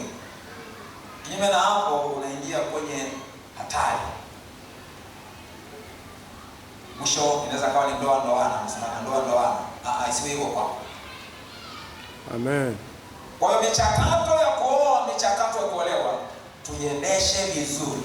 Lakini tulio katika ndoa, Biblia inasema kwamba ndoa na iheshimiwe na watu wote. Wa kwanza kuheshimu ndoa ni wewe mwenyewe mwanandoa. Ndoa na iheshimiwe na watu wote, na malazi yawe safi, maana Mungu atawahukumia adhabu wale ambao wanakwenda kinyume na hilo. Bwana Yesu atusaidie sana. Na adui anapiga sana vita ndoa na familia. Ndoa na familia. Ndoa ambazo zina matatizo, familia ambazo zina vurugu, zina matatizo, haziwezi zikajenga washirika wenye afya. Tukitaka kanisa lenye afya, ni lazima tujali sana huko kuwe shwari kwenye ndoa na familia, kwa kukae vizuri. Kwa ninyi mlio katika ndoa, ninawaombea baraka za Bwana kwenye ndoa zenu. Amen. Wale ambao ndoa zenu zipo katika shida, Bwana Yesu alete uponyaji kwenye ndoa zenu. Amen. Na wakati mwingine tatizo sio ndoa, ila ni familia tu. Mara watoto wamefanyaje, mara sio kuna mambo gani yanaenda kwenye familia sio pasa. Bwana Yesu alete uponyaji ili kuwa na ustawi kwenye ndoa na familia kwa ujumla. Na jambo la 7 ni uchumi. Kujenga uchumi. Hili jambo natakiwa lipewe uzito unaostahili. Jambo hili la uchumi linatakiwa lipewe uzito unaostahili. Nimeliweka mwishoni, si kwamba ni la mwisho kwa umuhimu, lakini nimeliweka mwishoni kwa sababu haya yote yaliyotangulia yakikaa vizuri, hivi ni rahisi kufanikisha.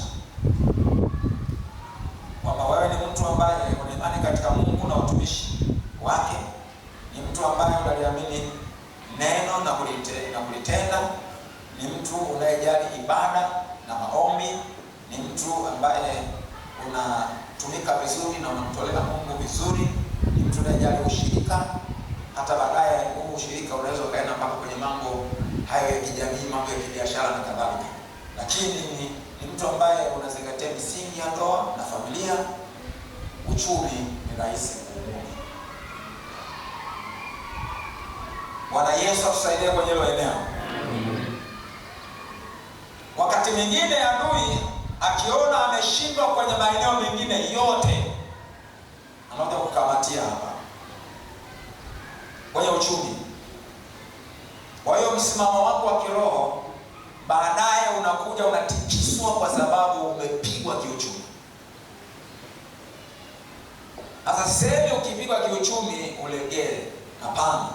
Weka msimamo tu, maana kama sio leo, kesho yako itakuwa nzuri.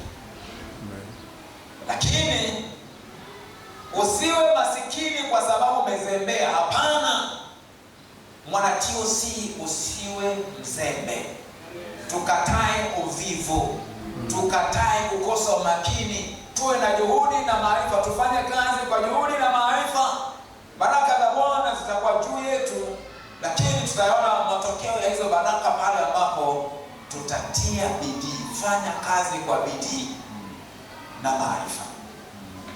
Mlio wafanya kazi, na watakia kila laheri kwenye kazi zenu. Uwe mfanya kazi bora huko kazini. Yaani ifike mahali ambapo mwajiri wako ukionyesha tu dalili kama unataka kuacha kazi, tumbo joto kwamba ninampata wapi mtu kama huyu tena mwingine. Kule chuoni mwanamke mmoja akawa anashuhudia vile ambavyo aliajiriwa mahali kwenye kampuni la wazungu, ni kiwanda.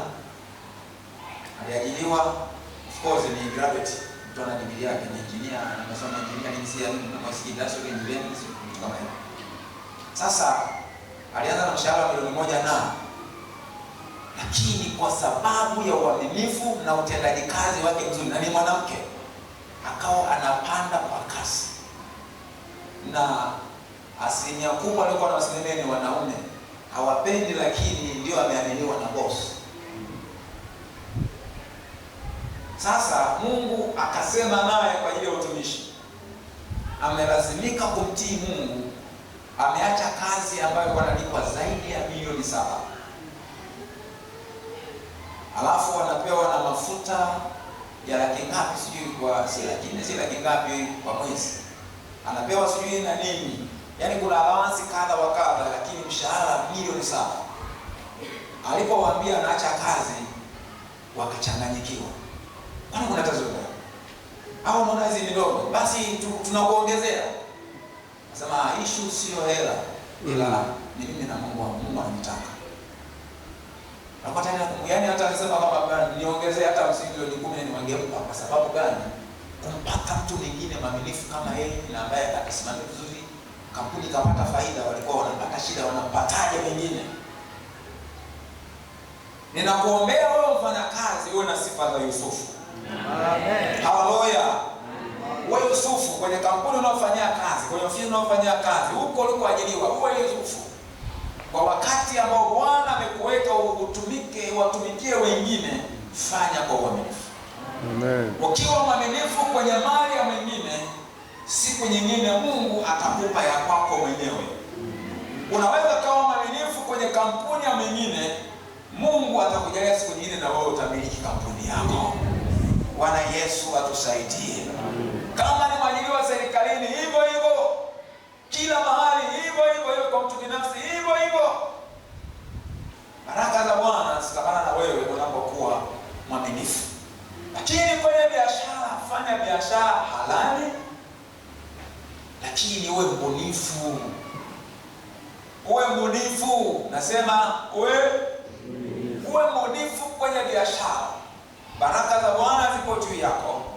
Na ukiwa na ubunifu ambao pia Mungu anahusika kwenye huo ubunifu, Mungu atakutoa kwenye hatua moja kwenda nyingine, kwenye level moja kwenda kwenye level nyingine. Unifanya kwa malengo. Kila unachokipata, hakikisha kwamba unapambanua kati ya mbegu na mkate. Sio kila unachokipata ni mkate. No. Hata kama sio kingi, sio chote ni mkate. Mkate ni kwa kuliwa, mbegu ni kwa kupandwa. Na mbegu hapo inatafsiri mambo mengi. Inatafsiri sadaka unazotakiwa uzitoe, kuanzia zaka, sadaka, changizo, unapanda. Hizo ni mbegu unapanda, utavuna kwa wakati, usipozimia moto. Lakini mbegu ni pamoja na ile hela ambayo utatakiwa uwekeze baadaye. Utafanya uwekezaji. Kama ni mfanya biashara, mtaji wako ukue, sio wewe mtu akula mtaji. Hapana, mtaji uongezeke. Umeanza na biashara moja, ikue, iwe na uwezo wa kufanyaje, kuleta faida nzuri, lakini kwa ubunifu wako biashara izae biashara nyingine. Unazaliwa na biashara nyingine. Unazaliwa na biashara nyingine. Kwa sababu mambo yanabadilikaga. Biashara inayokulipa sana leo inawezekana ni 50 tu. Kuna wakati mambo yatageuka. Itakuwa sio biashara tena. Haikiwa na biashara zaidi ya moja, kuna ambayo wakati huo bado itakuwa nafaa. Kwa kiasi unakuwa ni ubunifu wa biashara mpya. Kuna zingine zinaweza kawa kuna mabadiliko yanatokea, lakini wewe hautayumba. Bwana Yesu asaidie sana. Hautayumba, au ni biashara ile ile, ila namna ya kuiendesha inabadilika. Inabadilika kutokana na mahitaji, kwa sababu biashara kwa kawaida yenyewe ipo kwa ajili ya kukidhi mahitaji ya watu, kutatua changamoto za watu. Sasa matatizo yanabadilika. Changamoto nazo huwa zinabadilika. Na kuna biashara huwa zinakufa kutokana na msimu, kutokana na mabadiliko katika maisha, mabadiliko ya teknolojia na kawaida, na kutoka na biashara ambazo huwa tu zinakufa. Bwana Yesu atusaidie sana. Sasa tunapokwenda kumalizia, namaliza mapema, nisema mpaka saa ngapi? Na 9. Nisema mpaka saa 3 saa 5 tunaroba, tunataka kumaliza jamani. Jamani, nimalize nisimalize? Yeah. Bwana Yesu asifiwe sana. Hebu punga mkono wako namna hii kama bado unanipenda. Haleluya. Kama nadhani kwamba haya ninayoyasema ni yenye faida kwako, punga zaidi. Punga zaidi. Amen. Tunakwenda kumalizia. Kuna mambo matatu ambayo nataka tumalizie. Hizi ni aina tatu za watu kuhusiana na matumizi yao ya utashi kwa ajili ya kuleta mabadiliko kwenye maisha yao. Maana tunaangalia nini? Somo letu ni nguvu ya utashi katika kupata nini? Ushindi na mafanikio. Sasa kuna aina tatu za watu. Nataka tuseme kwa haraka hapo alafu tuishie hapo. Aina ya kwanza ni wale ambao ni watu wepesi kushawishika. Wanashawishika kirahisi.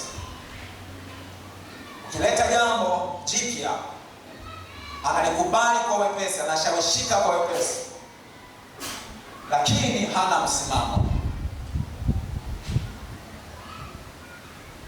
Kuna watu hata kwa habari za kuokoka, injili ikihubiriwa, kwanza kunyosha mkono, napita mbele, taombea sala ya toba, niokoka, lakini ni mtu ambaye sio strong katika maamuzi yake. Ni mwepesi kushawishika na kufanya maamuzi ya mabadiliko au kuanzisha jambo au kujiunga na jambo, lakini ni mtu ambaye hana msimamo. Hiyo ni aina ya kwanza ya watu. Sasa katika hizo aina tatu wewe mwenyewe utajichagulia, yaani wewe mwenyewe ujipambanue kwamba unaangukia kwenye kundi. Kundi la pili ni la watu ambao ni wagumu kubadilika. Ni wagumu kubadilika. Sasa watu wa namna hii na wenyewe anakuwa mgumu kubadilika kwa sababu kuna sababu zaidi ya moja. Mwingine ni stubborn. Stubborn ni mtu mbishi, na ni ubishi unaochochewa na kiburi. Ni mtu ambaye yuko arrogant. Ni mtu ambaye kwa sababu ya kiburi chake anashikilia misimamo fulani, hata unapomshauri au unapotaka kumpa maelekezo kwamba anavyofanya vile au tabia zile au namna ile anayoishi sio nzuri, yeye ni mbishi, ni stubborn kwa sababu ya kiburi. Anaona kama akikubaliana na wewe ni kama amekutii, kama amekuheshimu, na hicho kitu hataki. Yaani kuonekana kama yeye kama anatawaliwa vile, kama anaongozwa vile, yani ila yeye anataka aamue watu wengine. Sio ni hivyo. Nadhani naelewa, sina haja kutoa maelezo. Si mnaelewa watu aina hiyo? Wangapi wanawajua watu namna hiyo? Wangapi wanajua wako hivyo, ila msinyoshe mkono. Ila kama uko hivyo, basi Mungu akusaidie ujijue, ujitambue kwamba wewe una tatizo. Lakini wengine ni wagumu kubadilika, si kwa sababu ni wana kiburi.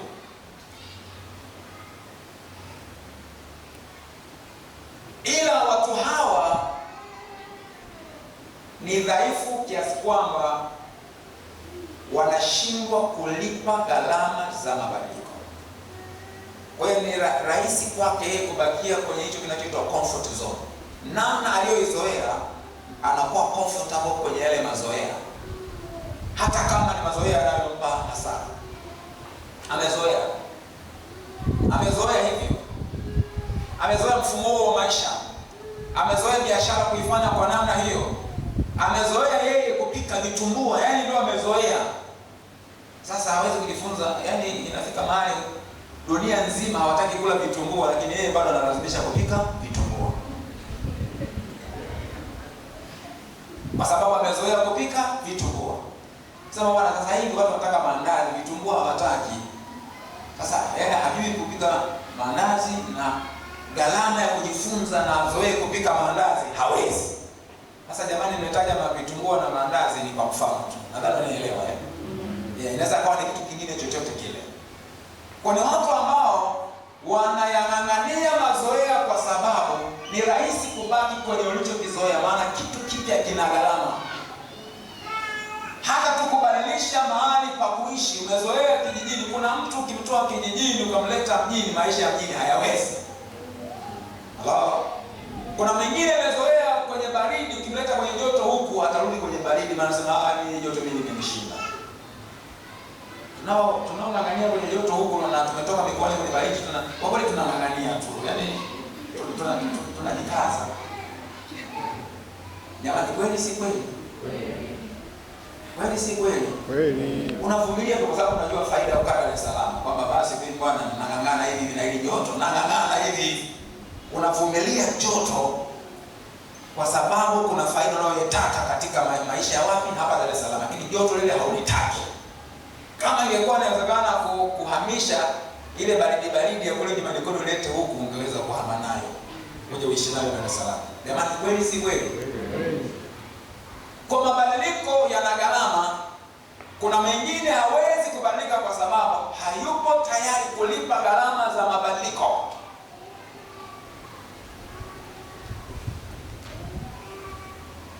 Umezoea kuamka saa 1 asubuhi. Lakini unaambiwa ili uwe na ufanisi lazima uwe na muda wa maombi kabla ya muda wa kuamka. Kwa kama saa 1 ndio unaanza shughuli zako, sio uamke saa 1. Utahitaji pengine saa 1 ya maombi, maana yake rudisha nyuma uamke saa 12. Kama saa 12 ndio muda wa kuanza shughuli zako na unatakiwa uwe na angalau saa 1 ya maombi, maana yake rudisha nyuma uamke saa 11.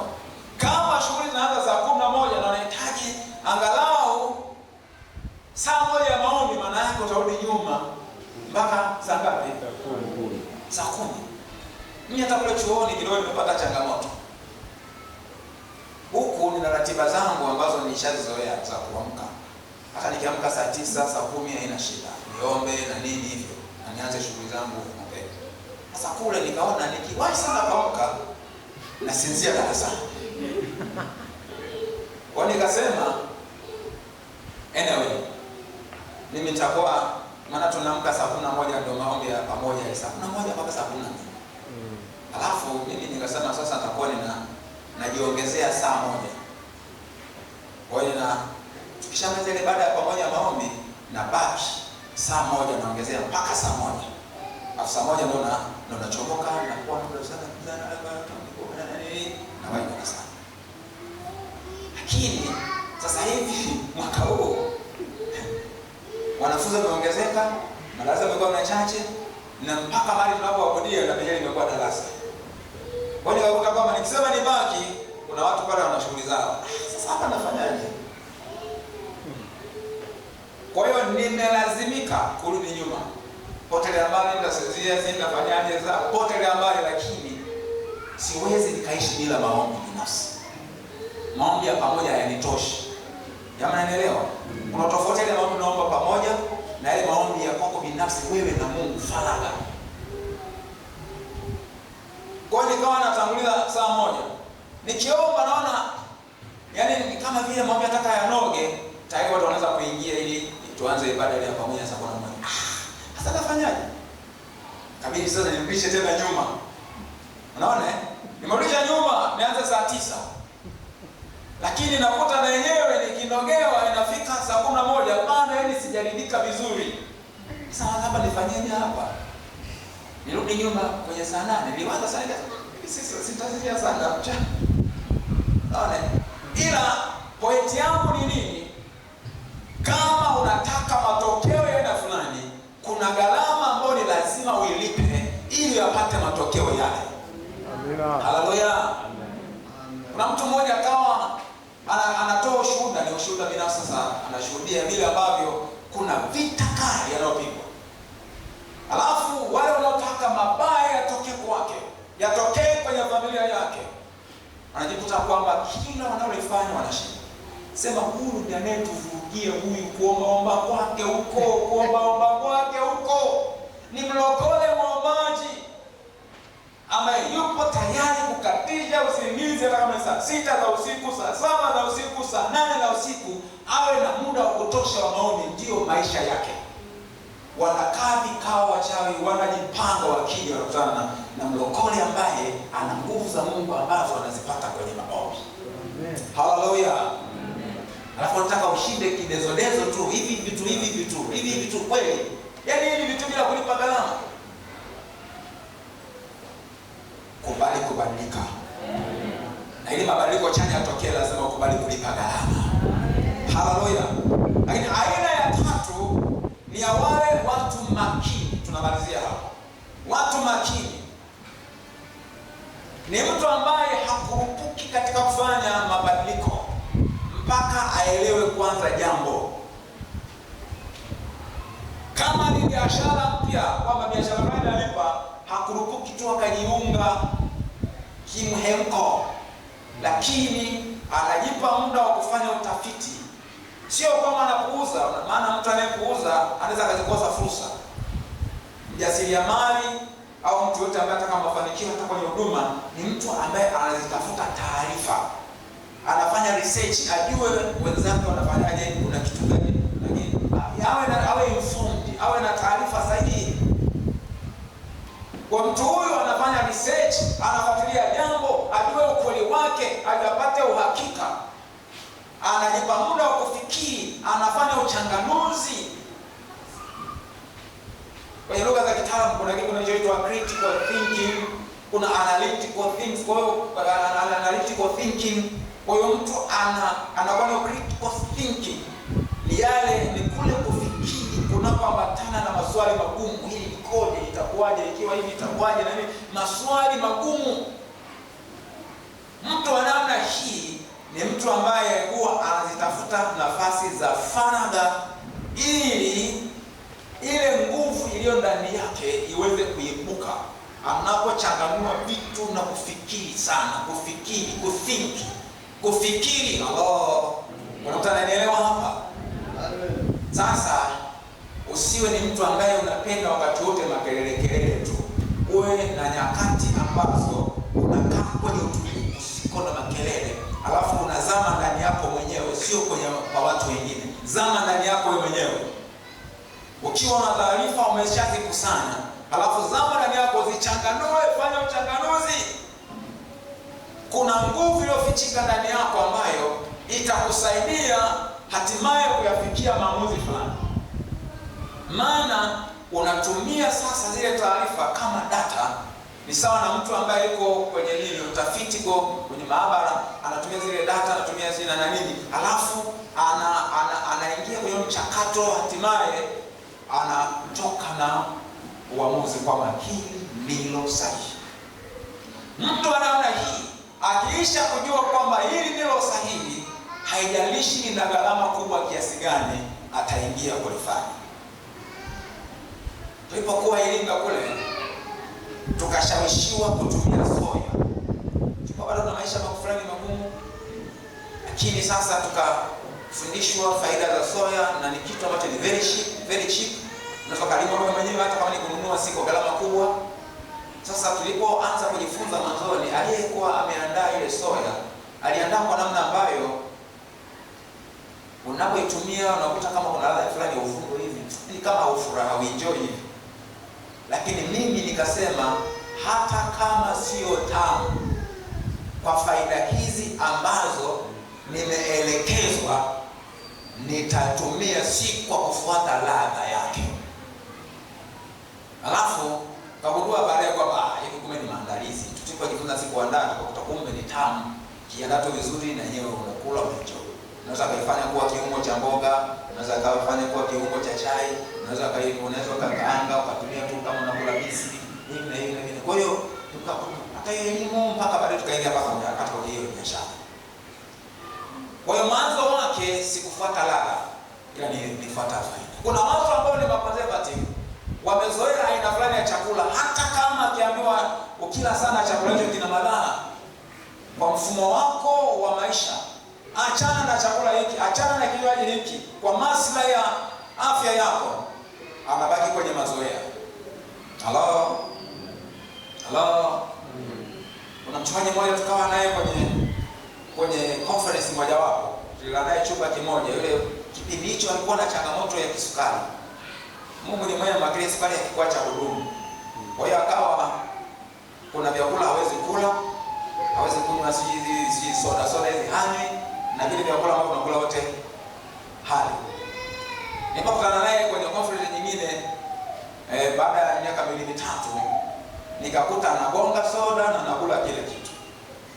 Mimi kidogo ilinipa shida kwamba ni kweli Mungu amemtendea muujiza, amepona, lakini kwa ule mtikisiko wa kiafya uliokuwepo, aliopata, uliopelekea aingie kwenye tatizo hilo la kisukari, hatakiwi kunywa soda, na hivyo ilikuwa inatosha ya kwamba hata kunywa tena soda ili kuimarisha afya yake na kuondokana na hatari inaweza kujitokeza baadaye ya kisukari kwa matumbo, kwa sababu ni hivyo. Anyway, sasa hilo sio somo langu, lakini kama ukifundishwa vizuri kaijua madhara ya soda, unaweza usinywe soda tena. Hello? Na hasa kwa mtu ambaye ni sedentary, ambaye hafanyi kazi ngumu. Anayepiga sana kazi haina shida, maana ile sukari inaungua na itamfaa mwilini basi. Lakini wala watu ambao hawafanyi kazi za kutoka jasho, soda sio salama, na hasa anapoitumia sana. Lakini kuna mwingine hata ukimwambia hivyo haachi, kwa sababu amezoea na imetengeneza kiu. Hawezi kuacha. Sasa mtu ambaye ni makini na ana ndoto za mafanikio, yupo tayari kulipa gharama. Tajiri mmoja hivi anasema akajikuta kwamba mwili unazidi kuwa mzito, ikabidi apate ushauri wa kitaalamu. Sasa namfahamu, anamuona kwenye picha, anamfuatilia sana kwenye mitandao, ana mwili tu mdogo, hana kitambi, hana nini. Ni mtu sasa hivi sio, nadhani atakuwa ameshafika kwenye 60 na kidogo hivi. Ni tajiri sana. Sasa maana yake ana hela, anaweza kala chochote, lakini akalazimika kuingia kwenye masharti ya vyakula, kwamba hali aina fulani za vyakula, si kwa sababu hajipendi, ila alishavuka. Maana yake ana uwezo wa kushinda appetite. Anakula chakula ili awe na afya nzuri, sio anakula chakula kwa sababu ya kutosheleza tamaa ya chakula. Ambao sinaelewa. Maana kuna tamaa ya chakula na vinywaji, lakini kuna ulaji ambao unakula ili uwe na afya nzuri. Yaani kwa hiyo bado ni tajiri. Sasa kama asingeingia kwenye mkondo huo, ungekuta kwamba pamoja na utajiri haishi maisha marefu. Anauacha utajiri na malengo aliyoyapanga, makusudi ya Mungu kwenye maisha yake hayatatimia. Wewe upo kwenye kundi gani? Tumesema makundi matatu. La kwanza ni wale watu ambao wanashawishika kirahisi lakini hawana msimamo. Kundi la pili ni watu ambao ni wagumu kubadilika kwa sababu ya kiburi au kwa sababu hawako tayari kulipa gharama za mabadiliko. Lakini kundi la tatu ni la watu makini ambao anatafuta ukweli wa jambo na anaamua kuchukua hatua hata kama kuna gharama ya kulipa. Uzuri ni kwamba gharama ile ni mwanzoni tu. Baadaye ukishazoea na kwa tuseme ya maisha, alafu wala haustruggle tena wala haupati shida tena. Ni maombi yangu ya kwamba wewe mwana TOC ubadilike. Kuanzia leo uweze kuwa mtu wa tofauti kabisa. Amen. Uwe mtu wa tofauti kabisa. Tuko mwanzoni kabisa mwa mwaka. Tumeanza leo, hii ni siku ya pili ya mwezi. Ni siku ya pili ya mwezi wa pili. Bado tuna muda mwingi tu ndani ya mwaka huu. Amua vema upate mema. Fanya maamuzi, kubali kulipa gharama za maamuzi mapya, machaguzi mapya. Kuanzia leo ninakushauri, ninakutia moyo, amua kwamba utakuwa ni mtu mwenye imani katika Mungu na watumishi wa Mungu. Namba moja, amua ya kwamba mtu ambaye utaliamini neno la Mungu na kulitendea kazi. Namba tatu, nimesema amua kuwa mtu wa ibada na mtu wa maombi. Namba nne, nimesema amua kuwa mtumishi mzuri, mtumikie Mungu kwa ufanisi, mtumikie Mungu vizuri, tolee Mungu kwa uaminifu. Namba tano, nimesema amua kujishikamanisha na wengine. Ukiona mwenzako haonekani, mfuatilie. Ukisikia mwenzako apata tatizo, hebu jihusishe na maisha yake. Tujaliane, tuhudumiane. Lakini Kwenye ndoa, amua wewe uli kwenye ndoa, amua kulipa gharama za ndoa yako kuwa katika hali nzuri. Na namba 7 ni uchumi. Amua kwamba hautabaki maskini. Amua kwamba hautabaki maskini. Narudia tena, amua kwamba hautabaki maskini. Ukiamua kwa dhati kabisa, Mungu atachia neema yake ili ya kwamba hicho ulichokiamua, na unapokuwa wewe ni strong will, yani umeamua na umekubali kulipa gharama, utalipa gharama ambazo neema ya Mungu itaachiwa, na wewe utalipa gharama, matokeo yataonekana. Kwa mjua Bwana kila mmoja kwamba ni maeneo yepi anahitaji badiliko. Naomba basi Bwana achilia neema ya mabadiliko. Achilia neema ya mabadiliko. Achilia neema ya mabadiliko. Bila neema yako Bwana hatuwezi. Bila neema yako Bwana, mwanamke huyu, mwanamume huyu, kijana huyu hawezi. Bila neema yako hawezi. Bila neema yako hawezi. Bila neema yako hawezi. Lakini Bwana, asante kwa sababu neema yako ipo kwa ajili ya kusaidia kila aliye tayari kulipa gharama, katika jina la Yesu aliye hai. Na ninasimama kinyume kabisa na ila zote mbaya za adui, ila zote za uharibifu, nasimama kinyume nazo, nasimama kinyume nazo, nasimama kinyume nazo katika jina la Yesu aliye hai, katika jina la Yesu aliye hai. Nasimama kinyume nazo katika jina la Yesu aliye hai, katika jina la Yesu aliye hai. Kila hila mbaya ya adui shetani, kukwamisha mabadiliko, kukwamisha mafanikio, katika jina la Yesu ninasambaratisha, nasambaratisha. Asante Bwana kwa sababu neema yako imeachiwa. Neema yako imeachiwa. Neema yako imeachiwa. Neema yako imeachiwa. Asante kwa sababu maisha ya mtoto wako huyu hayatabaki kama yalivyo. Kuanzia leo mabadiliko chanya yanakwenda kutokea. Mabadiliko chanya yanakwenda kutokea. Mabadiliko chanya yanakwenda kutokea. Yanakwenda kutokea. Yanakwenda kutokea. Katika hali ya kiroho yanakwenda kutokea katika jina la Yesu. Bwana, unaumba shauku ya neno lako. Kila mmoja wetu Bwana unamuumbia shauku ili ya kwamba aweze kwa msomaji wa neno lako, ili kwamba neno liweze kumbadilisha, lakini pia Bwana awe mwenye kutafuta maarifa, maarifa ambayo ni nguvu ya mafanikio. Asante Bwana. Asante Bwana.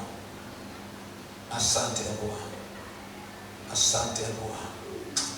Oh my God, my God. Oh, Risa Bokarakasita. Mali Sipotakara Kitaiza. Mali Siporakasita. Hebu nisikilize kwa makini. Adui shetani ni mpinzani wa mafanikio yako na ni mpinzani wa mafanikio ya kanisa. Hataki ufanikiwe, na ametumia kila njia ili akukwamishe, lakini adui ameshindwa kwa jina la Yesu aliye hai.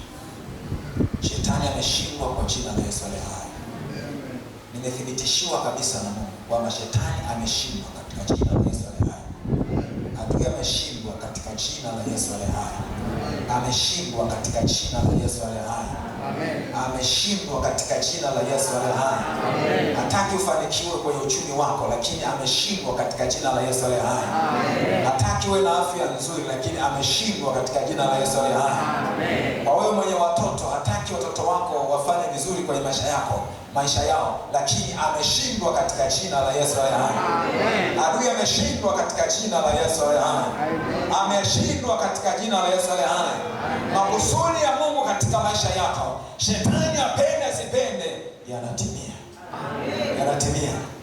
Yanatimia. Yanatimia. Yanatimia. Na mwisho wako ni mwisho wa baraka. Mwisho wako ni mwisho wa mafanikio. Mwisho wako ni mwisho wa heri.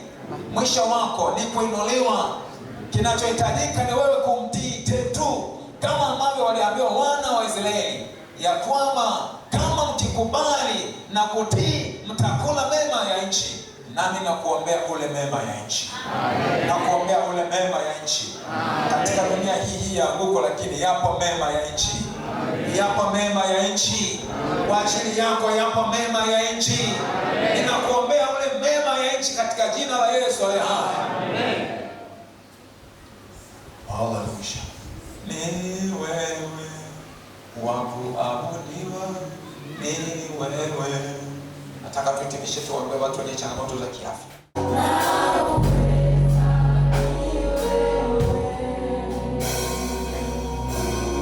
Ulioko nyuma, nyosha mikono yote miwili mbele. Mama msogea huku, umejaa huko hapo, unaweza kamia. Fred, unaweza kamia huko.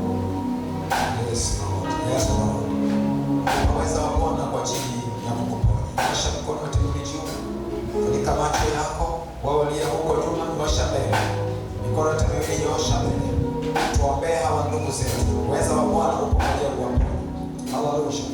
Baba, watumishi wa Mungu tuweke mikono. Tusikae sana kwa mtu mmoja. Usitumie muda mrefu sana kwa mtu mmoja. Tuweke mikono kwa muda wa dakika chache.